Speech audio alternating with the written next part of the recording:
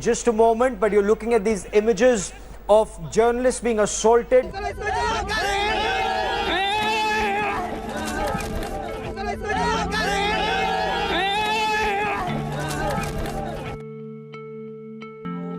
Reporters came with, life jackets, bulletproof jackets, and, other helmets and other equipments where we just land up there. When there are bullets or rubber bullets being fired all around you, there's just one chance that a bullet might come pierce you, And somebody from the crowd pulled him and started beating him. And now at that moment, as a journalist, I don't know what to do. And the training, the tools that are required to be a good journalist, that is simply not there.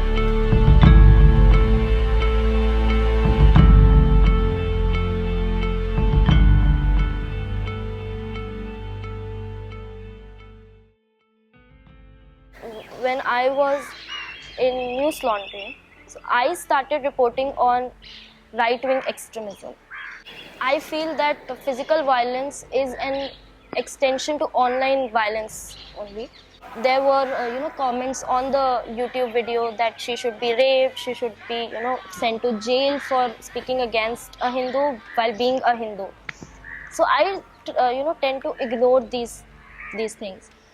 But these people had the courage to drag me, to hit me, to, grabbed me, to sexually harass me at a public place in front of police.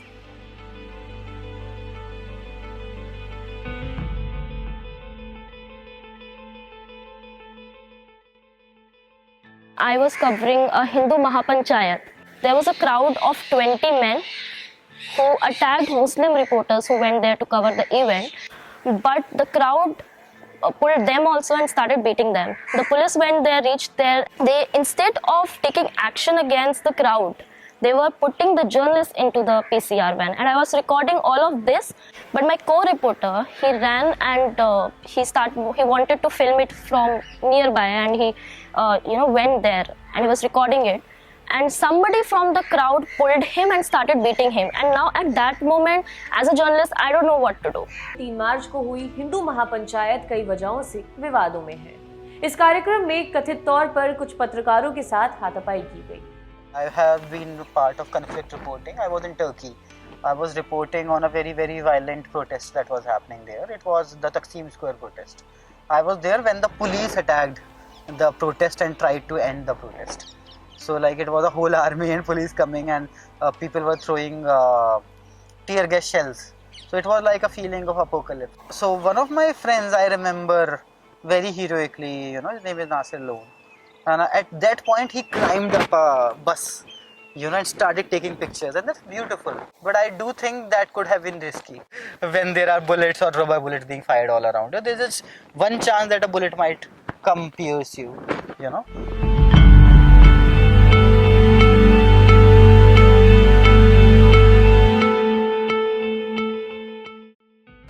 For journalists, it's very difficult because they are on the spot. They have to constantly report, get the news, verify the news. For instance, like when I was in Manipur, there was no internet. So I was just consuming information from different sources, and there was no way I could go back and cross-check whether what they're telling me is true or not. Similarly, I think it becomes very difficult for journalists if they are in such a scenario. They're constantly filing stories. At the same time, if they have to ensure that they are safe. My personal experience in Manipur, it was very challenging, but I was very lucky to have a very strong ground support system of a lot of local reporters there who helped me and who guided me, because I was very new to that entire landscape also.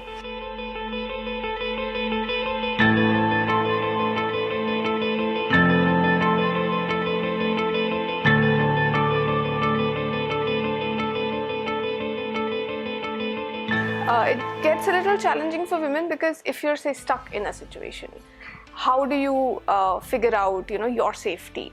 And when I say safety, it's not just you have to feel that you are safe and secure. You are with a photographer or a camera person or a team, and you have to ensure that everybody is safe and secure. And not just conflicts, any kind of natural disasters, earthquakes, floods. When reporters are there on the ground, how do you ensure that they are safe there? So I think these kind of things are mostly done by reporters as they travel, as they have bad experiences. They kind of try to keep things in mind the next time.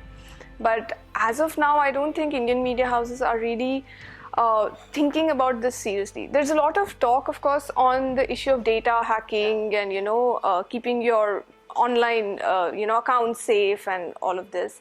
But in terms of physically, like, are the reporters safe on the ground when they travel? I think a lot needs to be done in the Indian media houses. When it comes to training which will help you avert risks associated with your job, I think freelancers are of course at a disadvantage. So we don't have that kind of opportunity. We do not get to know where those opportunities are, which is a bigger obstacle. But then even as a freelancer, you are not very aware of how to tackle those situations or even identify those situations. Only if you identify a problem, then you can work towards resolving it. And the training, the tools that are required to be a good journalist, that is simply not there. If you are a young journalist working for a newspaper, like, there is too much pressure on you, you have to chase that story. But you should always remember that there is no story worth chasing that is more important than your own safety. Most of the time, the boss and the editors will want you to go to prove yourself by going into a dangerous situation, and at your cost without any safety equipment, Go into a raid, I have been told, go into a raid report, you're a journalist. And I have been sent to a garbage landfill, to climb up a garbage landfill, where there were all kind of gases flying around, and just go, and you're a journalist, you should do all of these things. So, like, there is all this element because there were no safety standards in India in journalism in the times of our editors, so they shouldn't be now also. The training that just generally given in journalism institution leave a much to be desired.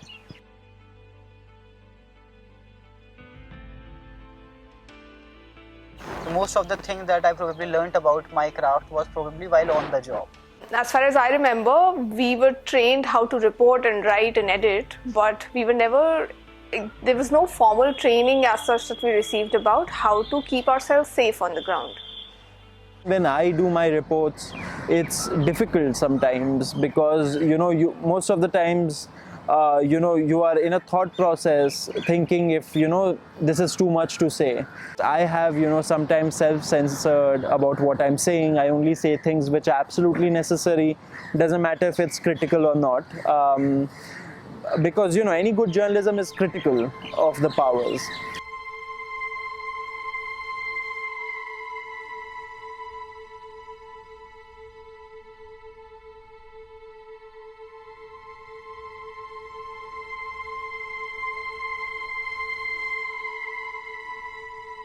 The biggest thing is training before you send reporters on the field, and training not just about how to wear bulletproof jackets and how to cover from the front lines. Safety in terms of how do you ensure that you have adequate supplies when you're on the field. What should be your instant reaction if someone gets injured?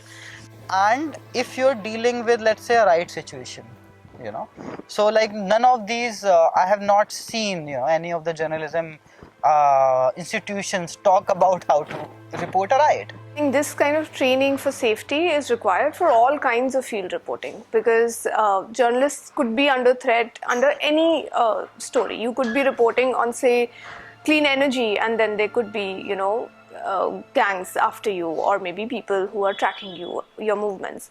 So I think safety while reporting is something that has to be an integral part of the training of journalism in journalism schools. It's a whole systematic problem also. It's a class problem, it's a systematic problem. It's also Western versus Oriental problem. Our lives, one of the jokes in an international organization was that 5 American lives are equal to 100 Indian lives. That is as newsworthy.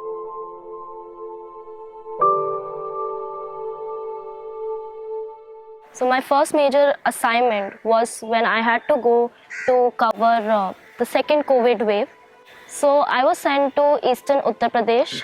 While you are on the ground, covering all such kind of stories where people are crying, people are grieving, people are dying in front of you. When you are on the field as a reporter, you don't really realize that it is affecting you. इधर वो नहीं था। आपको हम चेहरा खोल के दिखाएंगे, कैसे देखेंगे, मगर आप कोरोना के मारे नहीं जाएंगे। नहीं कोरोना नहीं, वैसे भी नहीं। प्रशासन आवे उसको हम खोल, हम इसको पहन के ऐसे खड़े हो जाएंगे, लगे कोरोना कितना लगता है।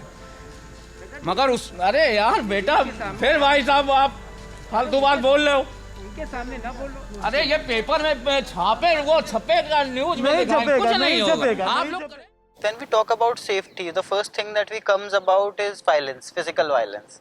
But what people don't understand, there is a lot of mental trauma also.